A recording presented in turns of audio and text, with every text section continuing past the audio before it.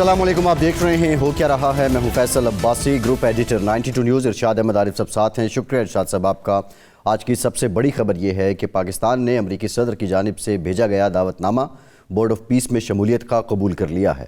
पाकिस्तान और तुर्किया की जानिब से इस दावत को कबूल किया गया है और इससे पहले जो मराकश के बादशाह हैं उनकी जानिब से भी, यूएई की तरफ से भी इस दावत को कबूल किया गया था। दीगर और भी ममालिक हैं जिन्होंने बाज़ाब्ता तौर पे जो बोर्ड ऑफ पीस है उसमें शमूलियत पर रजामंदी का इजहार किया है। पाकिस्तान भी अब उस सफ़ में शामिल हो गया है।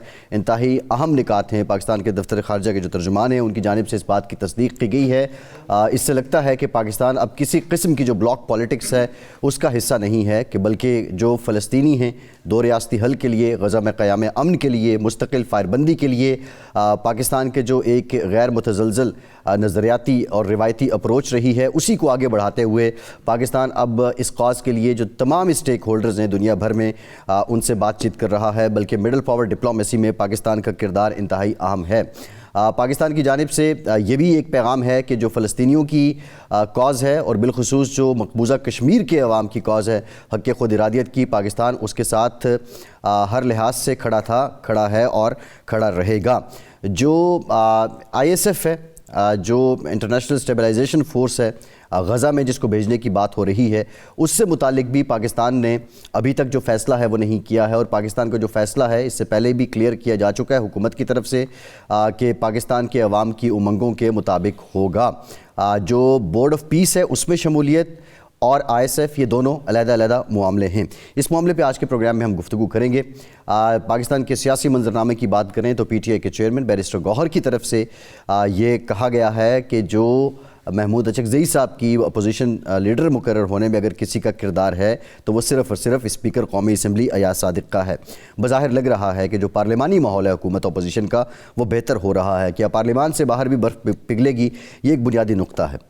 अंधोनाक खबर आई गुल प्लाजा में आज एक दुकान, क्रॉकरी की दुकान, जिससे तकरीबन 25 के करीब मज़ीद लाशें बरामद हुई हैं और अब इस तरह 63 लोग अब तक के इत्तलात के मुताबिक जिनकी तस्दीक हुई है जो जाँ बहक हो चुके हैं इस हादसे में।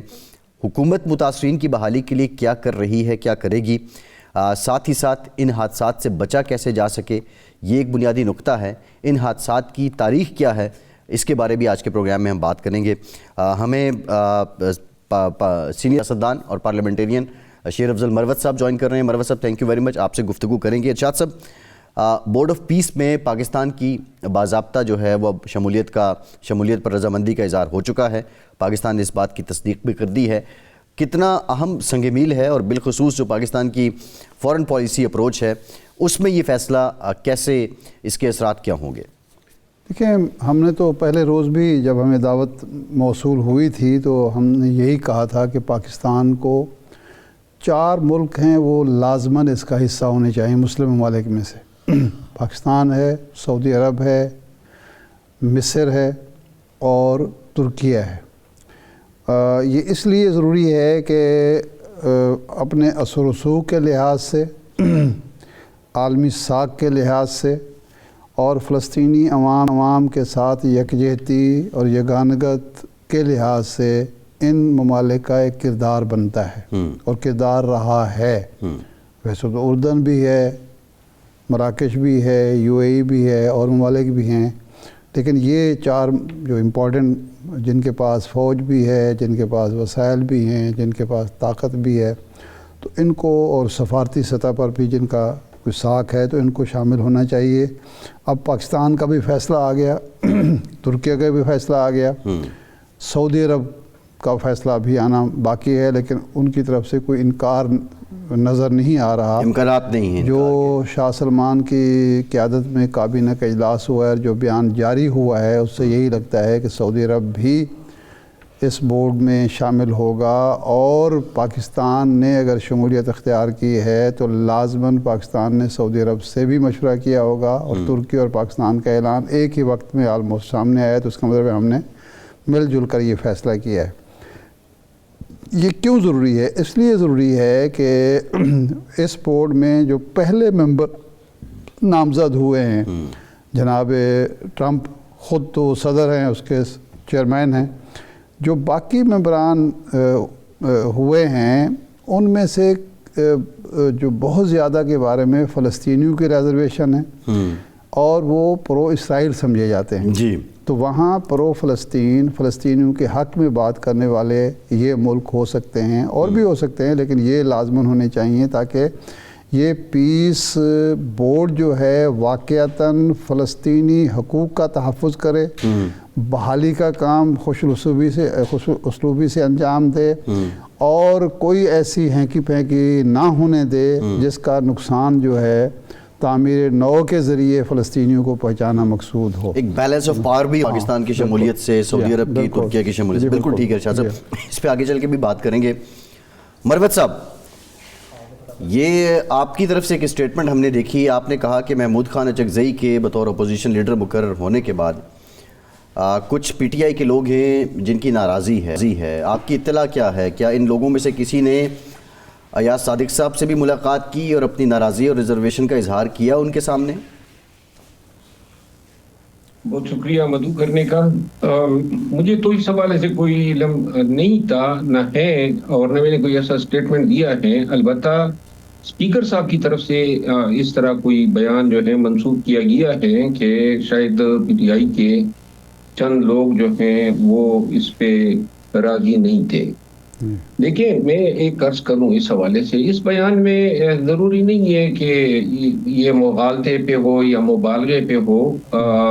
پاکستان تحریک انصاف کے اندر جب یہ فیصلہ ہوا 5 ماہ قبل، تو اس حوالے سے ریزرویشن تو ان لوگوں کی تھی جن کی لیجیٹیمیٹ ایکسپیکٹیشن تھی کہ اپوزیشن لیڈر کے نشست کے لیے کنسیڈر ہوں گے، لیکن پارٹی کے اندر یہ تاثر پایا جاتا ہے کہ چونکہ بیرسٹر گور صاحب یا یہ چوائس ہو سکتے تھے یا پھر اسد قیصر صاحب ہو سکتے تھے، اور شاید ان دونوں کو جو ہے محروم کرنے کے لیے یہ آئیڈیا فلوٹ کیا گیا، اور اسی طرح علی ظفر صاحب سینٹ پہ ہو سکتے تھے، اور پارٹی کی اندرونی ریشہ دوانیوں کی وجہ سے یہ تصور کیا گیا کہ اگر یہ اس طریقے سے باہر سے جو ہے قیادت لائی جائے تو میں یہ سمجھتا ہوں کہ ان لوگوں کا حق تو تھا کہ وہ ایجیٹیٹ تو کرتے، لیکن پارٹی ڈسپلن کے تحت اب سب نے اس فیصلے کو قبول کیا ہے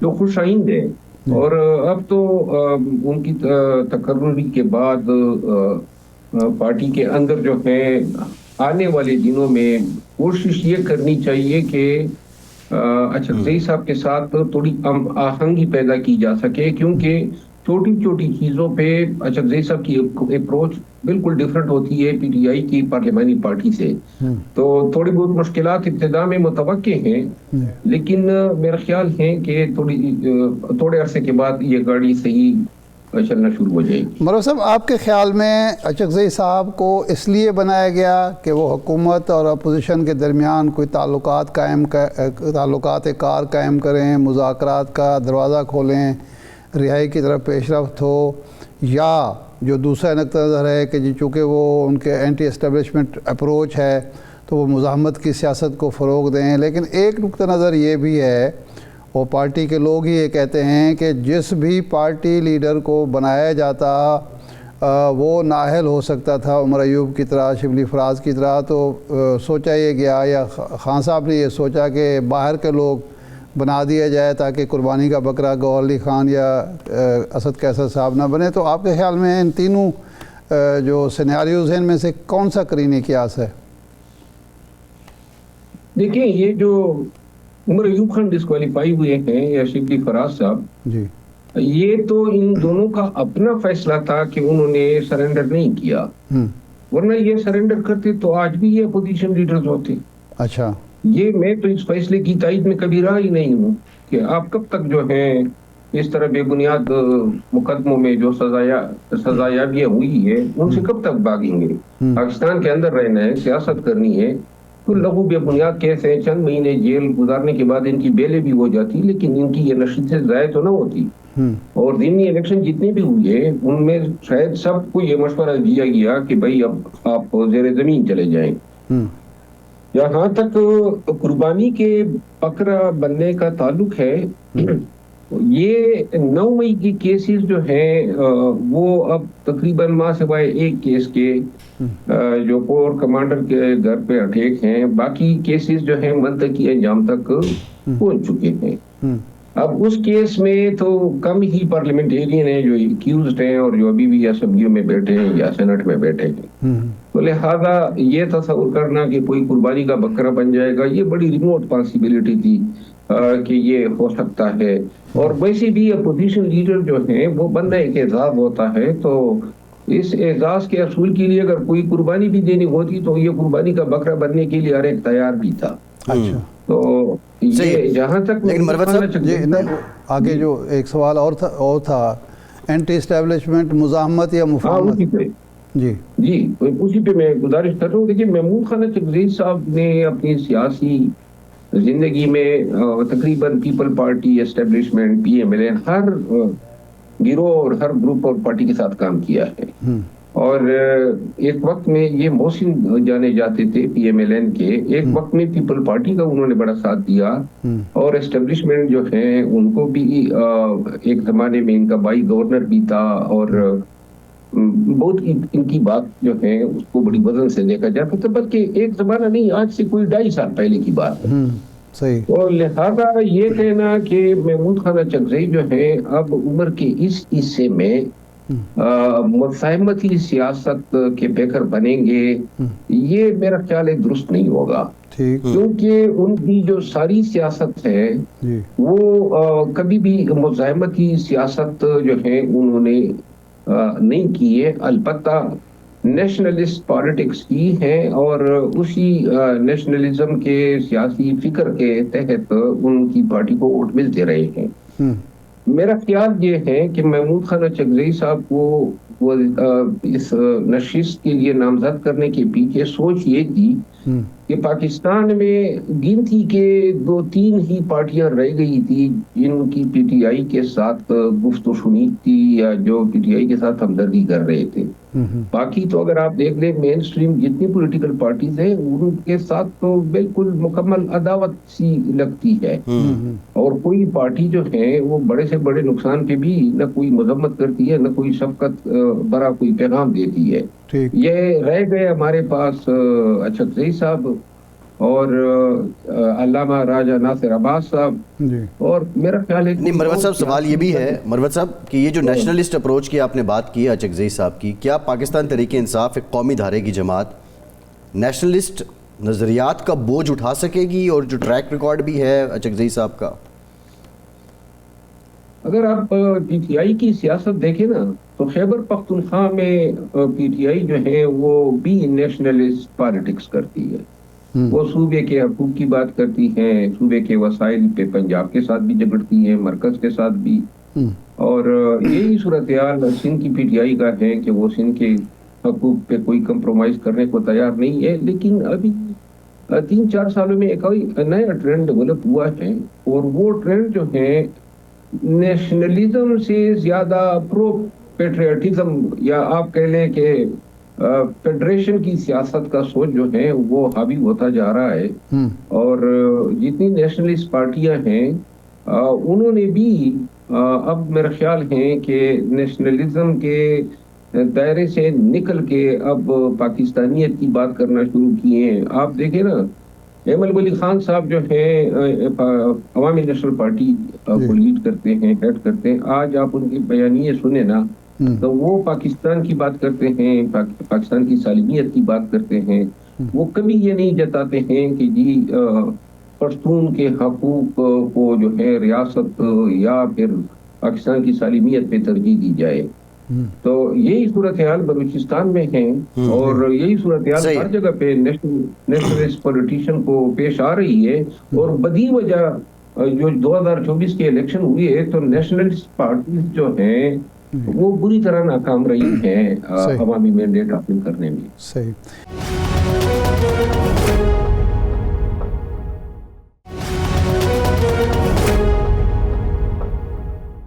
اچھا یہ فرمائیں کہ ایک تو یہ پہلو ہوا کہ ان کی نامزدگی پی ٹی آئی کی طرف سے، دوسرا پہلو یہ ہے کہ حکومت کی کیا مجبوری تھی، 5 مہینے تو وہ روک کے بیٹھے رہی دونوں کو، راجہ ناصر عباس صاحب بھی اور محمود چکزئی صاحب بھی۔ اب اچانک مہربان ہو گئی یوسف رضا گیلانی صاحب بھی اور ریاض صادق صاحب بھی، تو کیا یہ کوئی انڈرسٹینڈنگ ہے یا دباؤ تھا اپوزیشن کا اور کوئی راستہ نہیں ملا حکومت کو یا اسپیکر اور چیئرمین سینٹ کو کہ وہ ان کو نامزد کریں؟ اگر آپ یہ 3 سال کی پاکستان کے اندر سیاست کا مطالعہ کریں گے تو جب حکومت، people party, P M L N, establishment ان کے رویوں یا ان کے اقدامات کا جائزہ لیں گے تو ایک چیز جو ہے وہ ہمیں حیران کرتی ہے، اور وہ چیز یہ ہے کہ بہت سارے اقدامات، بہت سارے فیصلے اس طرح نظر آ رہے ہیں کہ لیے گئے کہ جن فیصلوں کے نتیجے میں ان لوگوں کے لیے کوئی نفرت بڑھ سکے یا پیدا ہو سکے۔ اچھا، بلا جواز غیر ضروری ایسے اقدامات ہوتے ہیں جس کا at the end of the day ان کو ہی نقصان اٹھانا پڑتا ہے۔ مثال کے طور پہ یہ جو کل انہوں نے اڈیالہ کے سامنے لوگوں پہ تشدد کیا، تو بغیر تشدد کے وہ یعنی نہتے لوگ تھے، خواتین، اور اب یہ واقعہ بنتا ہے انسانی حقوق اور بنیادی انسانی حقوق کی وائلیشنز کا، اور دنیا بھر میں خبر بن جاتی ہے۔ آپ پانی پھینکتے ہیں اور اس ٹٹر سردی میں خبر آپ بنا دیتے ہیں۔ جن لوگ، اور پاکستان میں نہیں پوری دنیا میں یہ فطرت ہی ہے کہ ہر شخص کی ہمدردی جو ہے مظلوم کے ساتھ ہوتی ہے، تو یہ تو خود انہوں نے اتنا مظلوم بنا دیا ہے پاکستان تحریک انصاف کو اپنے ہی بے ڈنگے حرکات و سکنات سے۔ اب جو عمر ایوب خان کو ڈسکوالیفائی کرنا تھا اور شبلی فراز صاحب کو، تو کس کیس میں کیا؟ فیصل آباد کے مقدمے میں کیا جہاں وہ کبھی گئے ہی نہیں تھے۔ تو اب آپ نے ان کو ڈسکوالیفائی کیا، پھر 5 مہینے وہ نشست 5 مہینے آپ نے خالی رکھی، اور 5 مہینے کے بعد آپ نے اس کو فل کر دیا، یعنی کہ آپ نے غلط خالی رکھی۔ یہ کانسٹیٹیوشنل کمانڈ ہے، آئین پاکستان کا حکم ہے کہ ایوان پورا ہی نہیں ہوتا ہے، آپ نے 5 مہینے تک اس کو کھینچا۔ تو لہٰذا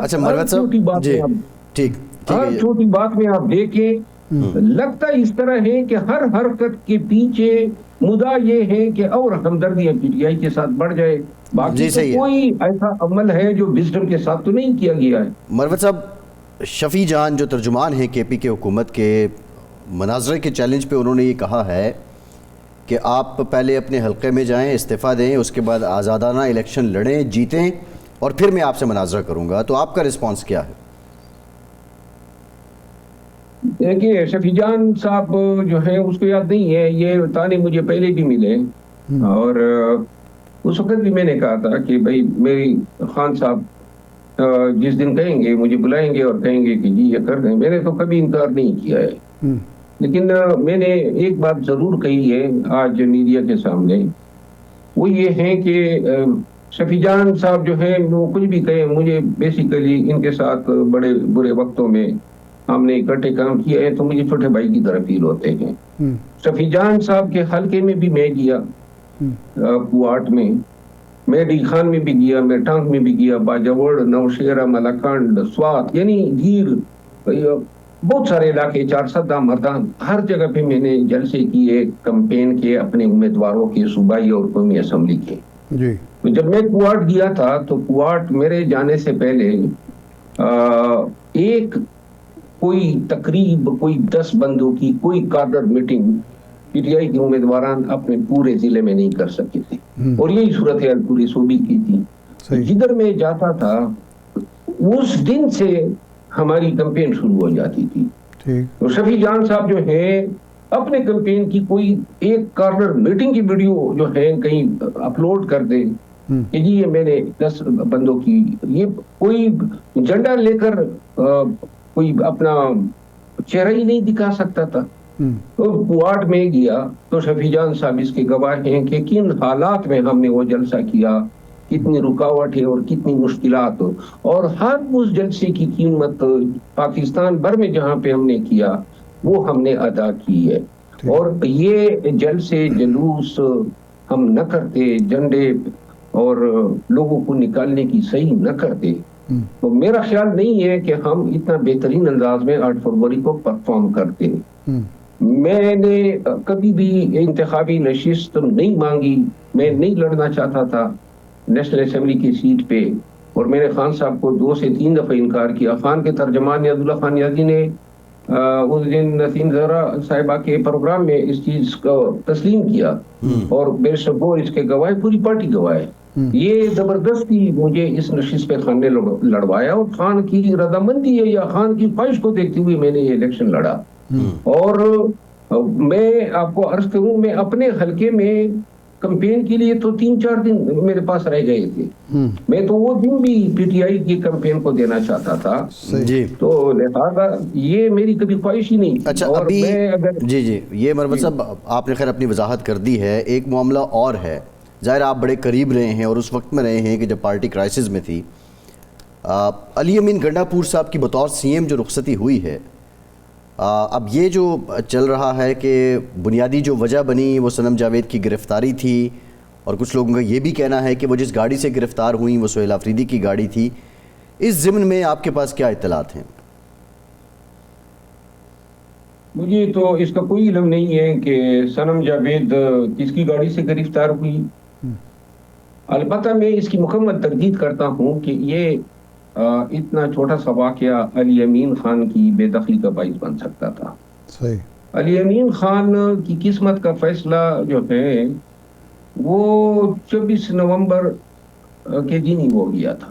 اچھا. جب 26 نومبر ہو گیا یہ سانحہ، اور وہ احتجاج گولیوں کے شور کی وجہ سے اور جانی نقصان اٹھانے کی وجہ سے کامیاب نہ ہوئی، جس کی کامیاب ہونے کا بہت ہی بڑا یقین تھا خان صاحب کو، تو اس کے بعد جو ہے علی امین خان جو ہے وہ مخالفت انہوں نے مول لی خان کی اہلیہ سے، بعد میں خان کی بہنوں سے، اور یہ پھر جو ہے لکھا ہوا تھا دیوار پہ کہ انہوں نے جانا ہی جانا ہے. اور اس حوالے سے میں ان کے نکالے جانے کے 8 ماہ قبل ہی انٹرویو میں یہ کہہ چکا ہوں کہ علی امین خان نے ٹھہرنا نہیں ہے، کیونکہ پاکستان تحریک انصاف میں جو سب سے بڑا مسئلہ ہے وہ کسی بھی تنظیم کے اندر کسی بھی عہدیدار کا سیاسی فیوچر ہے. اچھا. اصول کی بنیاد پہ اگر فیصلے ہوتے، میرٹ پہ فیصلے ہوتے تو کسی کو یہ پرواہ نہیں ہوتی. کسی کی ناراضگی مول لینا جو ہے وہ آپ کی سیاسی مستقبل کی بہتری کا باعث بن سکتی ہیں. یہ صرف پی ٹی آئی میں ہوتا ہے. اور آپ نے دیکھا علی امین خان نے اپنے تئیں جتنا بھی وقت گزارا، انہوں نے پارٹی کو فائنینشلی سبسیڈائز کیا، خان کے وکلاء کی فیسیں ادا کی، اور انہوں نے جلوس اور جلسے کیے پنجاب میں، اسلام آباد میں، قیدیوں کا خیال رکھا، ان کے لواحقین کو پیسے دیے. یہ ساری ان کی خدمات جو ہیں وہ ایک طرف رہی، لیکن جب اس کے نکالنے کا وقت آیا تو ان کو پتہ نہیں تھا کہ یہ فیصلہ ہوا ہے. اور سلمان اکرم راجہ صاحب نے جو ہے جیل کے آگے کھڑے ہو کے اعلان کر دیا کہ جی ہمیں یہ قبول نہیں ہے. دیکھیے یہ خان صاحب کی بالکل ثوابدید ہے، لیکن خان صاحب کے ساتھ اگر کوئی ایک دن بھی کام کرتا ہے تو اس کا یہ حق تو بنتا ہے کہ اس کو فیس سیونگ کا موقع دیا جائے. 6 دن قبل خان کی ملاقات ہوئی تھی. نہیں یہ آپ جو مروت صاحب آپ نے جو بات کی ہے کہ 26 نومبر کو اس بات کی بنیاد پڑ گئی، تو کیا پہلے بشرا بی بی کی ناراضی اور پھر جو بہنیں ہیں ان کی ناراضی وجہ بنی، یا پارٹی لیڈرشپ جو دستیاب لیڈرشپ ہے اس کی جانب سے بھی کان بھرے گئے علی امین کے خلاف؟ دیکھیے علی امین خان تھوڑا ضدی بھی ہے، سیاسی مصلحتوں سے انہوں نے بھی کام نہیں لیا. مثال کے طور پہ کے پی میں دڑے بندی پیدا ہو گئی شکیل خان کے نکالے جانے سے، اور پھر اسد قیصر صاحب، شاہ رام ترقی صاحب، عاطف خان صاحب، یہ لوگ جو تھے وہ بالکل اوپنلی سفارا ہو گئے. علی امین خان نے بھی ان کو منانے یا اپنے ساتھ مصالحت کے لیے کوئی کوشش نہیں کی، اور جس کا نتیجہ پھر عاقب خان جو اسد قیصر صاحب کے بھائی ہیں اور شاہ رام ترقی صاحب کے بھائی فیصل ترقی، جو دونوں وزراء تھے، ان کو انہوں نے جو ہے کابینٹ سے معزول کیا. تو یہ کلائمیکس تھا.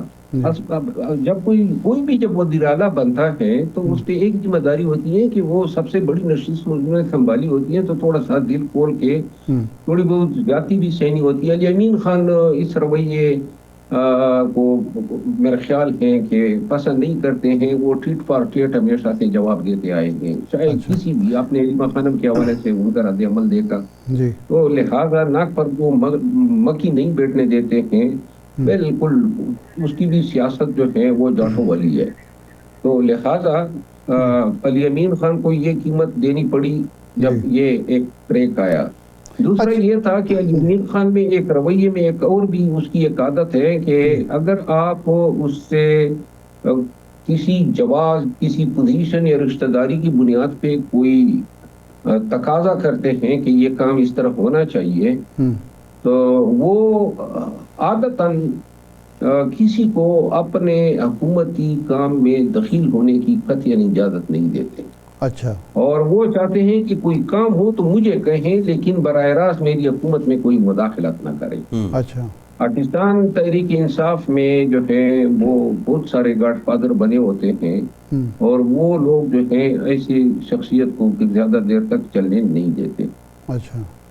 نہیں, لیکن ایک وجہ یہ بھی بتائی جاتی ہے نا کہ انہوں نے کچھ, کیونکہ خان صاحب سے ان کی ملاقات زیادہ ہوتی تھی باقیوں کی نسبت, انہوں نے کچھ یقین دہانیاں کرائی تھیں, انہوں نے کچھ توقعات دلائی تھیں. ان کا خیال تھا کہ میرے چونکہ رابطے ہیں اور خان صاحب کی رہائی کے حوالے سے میں جو کچھ کہہ رہا ہوں یا کر رہا ہوں وہ کامیاب ہوگا. دوسری طرف سے انہیں کوئی سپیس نہیں ملی, تو یہ بھی وجہ بنی کہ وہ توقعات پر پورے نہیں اترے. میرا خیال نہیں ہے کہ یہ وجہ اسی طرح ہے. جی. ہاں, البتہ تھوڑی سی میں اس میں وضاحت دوں. جی. خان کو علم تھا, اور خان کے منشا اور خان کی رضامندی سے علی امین خان اسٹیبلشمنٹ کے ساتھ اپنے معاملات بہتر طور پہ چلاتے رہے. جب تک وہ چیف منسٹر تھے تو کوئی بھی دوسرا شخص یہ نہیں کہہ سکتا کہ اسٹیبلشمنٹ کے ساتھ کوئی بھی ڈائیلاگ ہوا ہو اور وہ علی امین خان کے بغیر ہوا. سارے ڈائیلاگ اسی کے انیشیٹو پہ شروع ہوتے تھے, وہ اس کا مین محرک رہتے تھے. اور جب فیصلہ سازی کا وقت آتا تھا تو علی امین خان جو ہے اس کو خان کی طرف سے 2 مواقع پہ اس بات میں جواب نہیں دیا گیا. جب یہ وہ اوقات تھے جب خان صاحب کی رہائی ہو سکتی تھی, لیکن خان صاحب جو ہیں وہ اپنے چند اصولوں پہ کمپرومائز کرنے کو تیار نہیں تھے, اور علی امین خان اپنے تئیں یہ سمجھے تھے کہ شاید خان صاحب کی رہائی ہی کافی ہے.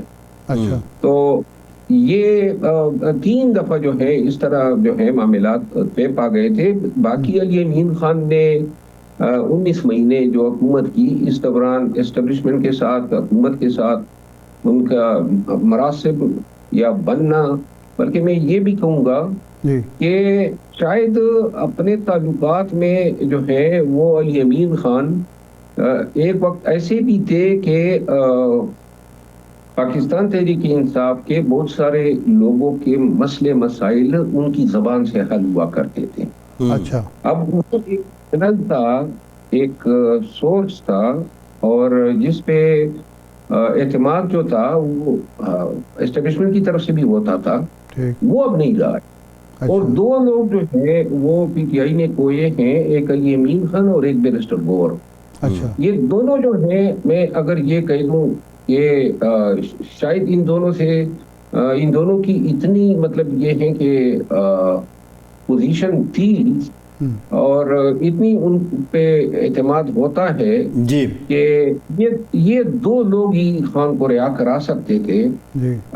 اب میرا خیال ہے کہ یہ وسیلہ پی ٹی آئی کو دستیاب صحیح ہے. نہیں, اب گوہر علی خان بھی آپ کے خیال میں اسی پوزیشن میں ہے جس پوزیشن میں جناب علی امین گنڈاپور صاحب ہیں, کہ ان کی بھی اب کہیں رسائی نہیں ہے, ان کی کوئی بات نہیں سنتا, اور وہ اس پوزیشن میں نہیں ہے کہ کوئی معاملات کو آگے بڑھا سکیں. اور کیا محمود اجگزئی مذاکرات کا جو بات کر رہے ہیں وہ کسی نتیجہ خیز مذاکرات میں کامیاب ہو سکتے ہیں؟ میں نے یہ نہیں کہا جس سینس میں آپ سمجھے بیرسٹر گور صاحب کے حوالے سے. بیرسٹر گور صاحب جو ہے وہ اس کو قدر و منزلت کی نگاہ سے دیکھا جاتا ہے, حکومتی بینچز میں بھی, اسٹیبلشمنٹ میں بھی, اور آج بھی دیکھا جاتا ہے، لیکن پارٹی نے خود ہی اس کو سائڈ لائن کر دیا ہے، اس کو ڈسکریڈٹ کیا ہے۔ لاسٹ ٹائم جو بین کی ملاقات ہوئی ڈاکٹر صاحبہ کی، وہ بھی برسر گور صاحب کی وجہ سے ہوئی تھی، اور چھوٹی چھوٹے کمپرومائزز کرنے ہوتے ہیں کہ جی کوئی ٹویٹ نہیں دیں گے، کوئی جواب نہیں دیں گے، وہ ساری چیزیں جو ہے بعد میں مانی نہیں گئی۔ تو لہٰذا، اور آپ نے دیکھا نا، یہ پولیٹیکل کمیٹی جس انداز میں توڑی گئی، پھر بنائی گئی، پھر اپوزیشن لیڈروں کے جو فیصلے ہوئے، چھوٹے سے چھوٹے فیصلے سے لے کر بڑے سے بڑے فیصلے تک برسر گور کو اس میں انوالو ہی نہیں کیا جاتا۔ جی حتیٰ کہ جب چیف منسٹر کے پی حلف لے رہے تھے، اس سرمنی میں میرا خیال ہے کہ ان کو انوائٹ ہی نہیں کیا گیا تھا۔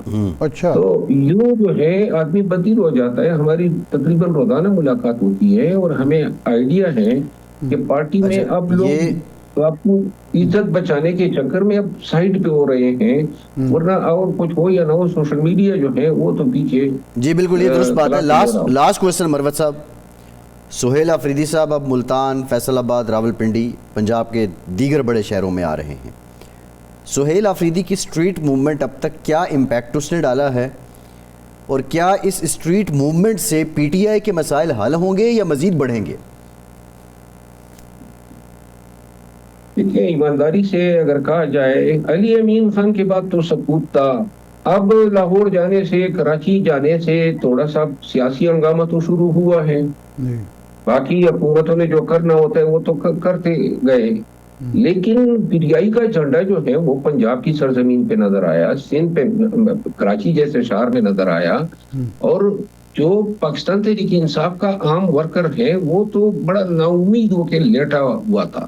اس ہلچل کی وجہ سے تھوڑی سی جو ہے ان میں لوگوں نے جو ہے وہ جاگے ہیں، انگڑائی لی ہے انہوں نے، اور میرا خیال ہے کہ یہ جو اسٹریٹ موومنٹ ہے، اس کے اگر کنٹورز یہ خط و خال واضح کر دیں، اور اس میں سہیل آفریدی صاحب اپنے ساتھ ساتھ اور لوگوں کی ذمہ داریاں لگا دیں، جو ایم این ایز ہیں، ایم پی ایس ہیں، اور جو آفس ہولڈرز ہیں، وہ جائیں پاکستان بھر میں نکل جائیں اور لوگوں کو جو ہے تبلیغ کریں کہ کس طرح ان کا پاکستان کے لیے نکلنا ضروری ہے۔ تو میرا خیال یہ ہے کہ جس سلسلے کو انہوں نے شروع کیا ہے، سوشل میڈیا پہ بھی بڑی پذیرائی کی ہے، اور اگر اخلاص کے ساتھ اسی طرح وہ چلیں گے، تکالیف ان کو پیش آئیں گی، ان کا اپنا گراف بھی بلند ہوگا مزید، اور پی ٹی آئی جو ہے اس کے مرے ہوئے وجود میں کچھ جان سی آ جائے گی۔ جی ٹھیک، بہت شکریہ شیر افضل مروت صاحب، آپ کے وقت کا بہت شکریہ۔ ایک کے بعد واپس آئیں گے۔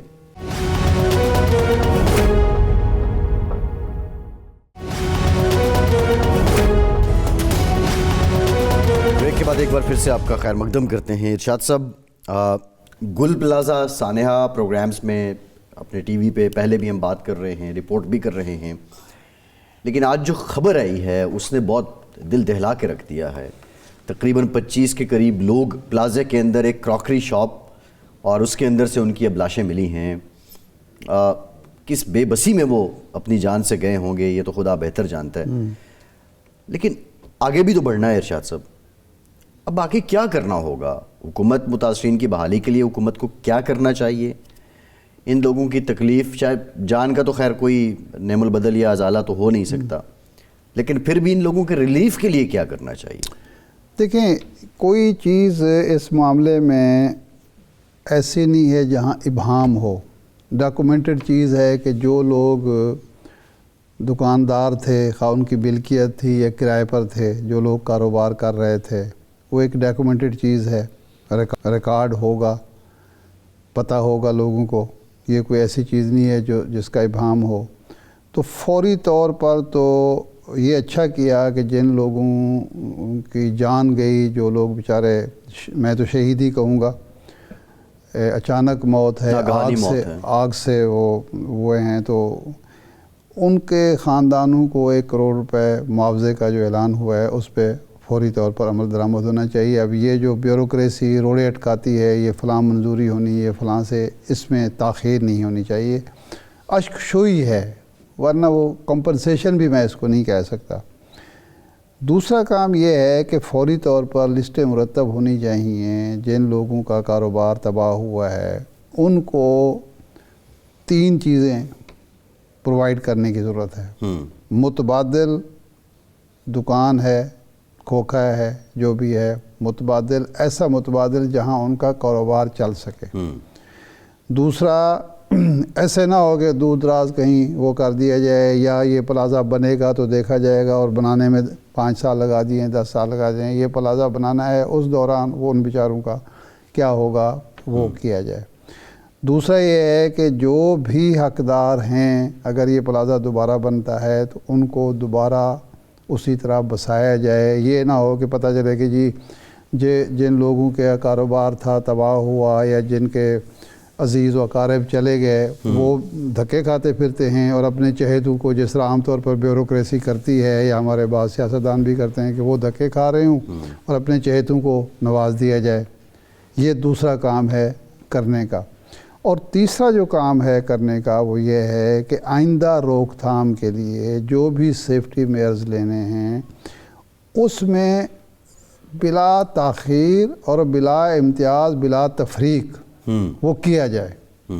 جہاں جہاں کمی بیشی ہے، مثلا جہاں پلازوں میں وینٹیلیشن نہیں ہے، سیفٹی فائر سیفٹی وہ نہیں ہے، وہ ہونے چاہیے. جہاں ایگزٹ کے جو ہیں وہ نہیں ہیں، جہاں دکانوں تجاوزات اندر قائم ہیں، وہ تجاوزات ختم ہونے چاہیے، فوری طور پر ہونے چاہیے. تاکہ دیکھیں، یہ تو ایک سازش کا پہلو بھی ڈسکس ہو رہا ہے. کل نفیسہ شاہ صاحبہ کہتے تھے اگر یہ سازش نہ بھی ہو، اس طرح کے واقعات ہوتے ہیں، پوری دنیا میں ہوتے ہیں، یہ انہونی ہے، حادثات ہوتے ہیں. لیکن دیکھنا یہ ہوتا ہے کہ جی انسانی جانوں کا نقصان نہ ہو. اس کی روک تھام کے لیے جو بھی کرنا ہے اگلے 1 ہفتے میں، اگلے 15 دن میں ہو جانا چاہیے. اور ہنگامی بنیادوں پر اس کے لیے اگر آپ نے رینجز کو لگانا ہے، آپ نے فوج کو لگانا ہے، آپ نے کسی اور ادارے کو لوگوں کو لینا ہے، وہ ہو جانا چاہیے. نظر آنا چاہیے کہ جی ٹھیک ہے 200 پلازے ہیں، 50 پلازے ہیں، 1000 دکانیں ہیں جہاں یہ کچھ اندیشہ موجود ہے، جہاں وائرنگ صحیح نہیں ہوئی، جہاں تجاوزات ہیں، جہاں راستے کھلے نہیں ہیں، دروازے کھلے نہیں ہیں. یہ ساری چیزیں ہو جانی چاہیے. یہ 3 اقدامات ہیں جو حکومت سندھ کو صرف نہیں کرنے چاہیے، بلکہ تمام بڑے شہروں میں، اس میں لاہور بھی شامل ہے، اسلام آباد بھی شامل ہے، پشاور بھی شامل ہے، کوئٹہ اور ملتان بھی شامل ہے، وہاں بھی ایک ہنگامی بنیادوں پر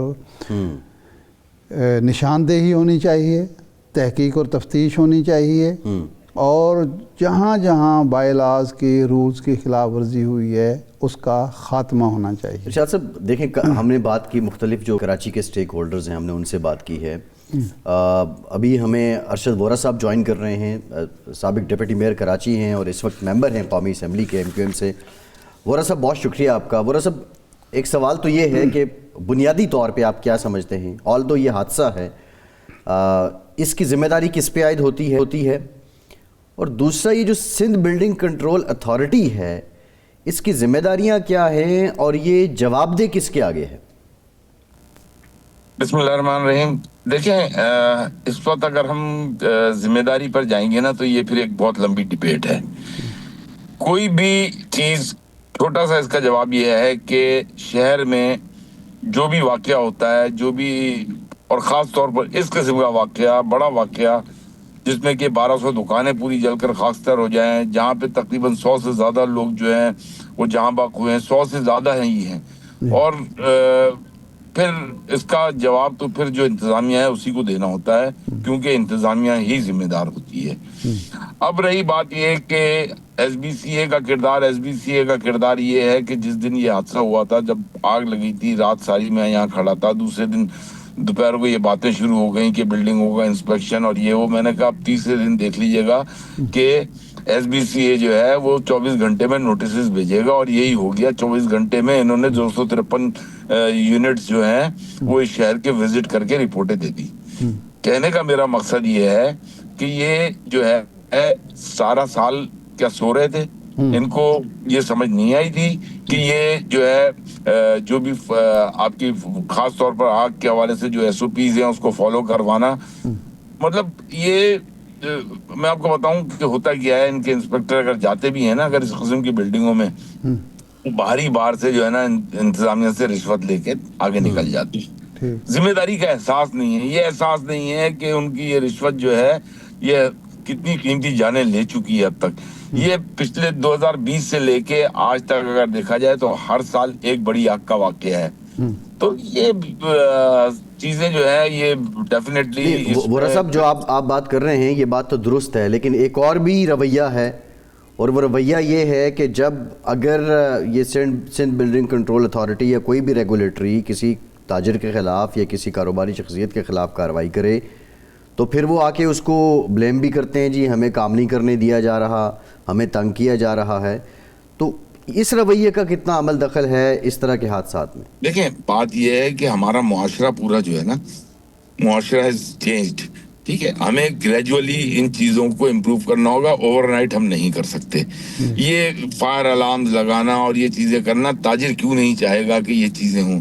आज जब हम एक्सपोर्ट करते हैं तो हम एक्सपोर्ट की जो कंप्लायंस है उसमें हमारे यहाँ फायर ड्रिल होती है, और फायर ड्रिल का मतलब ये होता है कि फैक्ट्री में 2000 लोगों या 3000 लोगों उनको 3 मिनट के अंदर एक पॉइंट पे जमा हो जाना है, वहां पे उनको एग्जिट्स बताई जाती हैं। तो जब एक शख्स अपनी फैक्ट्री में 4000 लोगों को, 3000 लोगों को, 1000 लोगों को ट्रेन कर रहा है, तो फिर क्या ऐसा पॉसिबल नहीं है कि हर मार्केट में प्लाजा में नोटिस लगे हुए हों कि फायर अलार्म बजने की सूरत में ये हंगामी रास्ता है, इस रास्ते से बाहर निकलना है, ठीक है ना, उसके साइंस लगाए हुए हों। ये कोई खर्चा नहीं मांगता, ये फायर अलार्म्स जो है ना ये खर्चा नहीं मांगते। ये दुनिया इससे बहुत आगे निकल चुकी है, लेकिन हमें स्टार्ट इससे लेना होगा। अगर हम अभी से जो है बिल्कुल मॉडर्नाइजेशन की तरफ चले जाएं, हाँ नई बिल्डिंगें जितनी भी बन रही हैं इसका 10,000 दफा ये फैसले हुए कि उसके अंदर जो है फायर स्प्रिंकलर्स होंगे, वाटर स्प्रिंकलर्स होंगे, लेकिन उस पे अमल कितना होता है ये आपके सामने है। ये SBCA, ये जितनी भी बड़े बड़े प्लाजास बिल्डिंग्स बन रही होती हैं उसकी मद में जो है ये लेते हैं डेवलपमेंट इंफ्रास्ट्रक्चर डेवलपमेंट चार्जेस, ठीक है ना, जिसमें रोड कटिंग होती है, गैस का होता है, पानी का होता है। आप यकीन करें उसका 5% भी खर्च नहीं होता होगा, क्योंकि वो 80% जो है वो रिश्वत की सूरत में जाता है। तो ये मुआशरा बिल्कुल हमारा चेंज हो चुका है, आपके अपने सामने है। 17-18 साल हो गए पाकिस्तान पीपल्स पार्टी की इस हुकूमत को।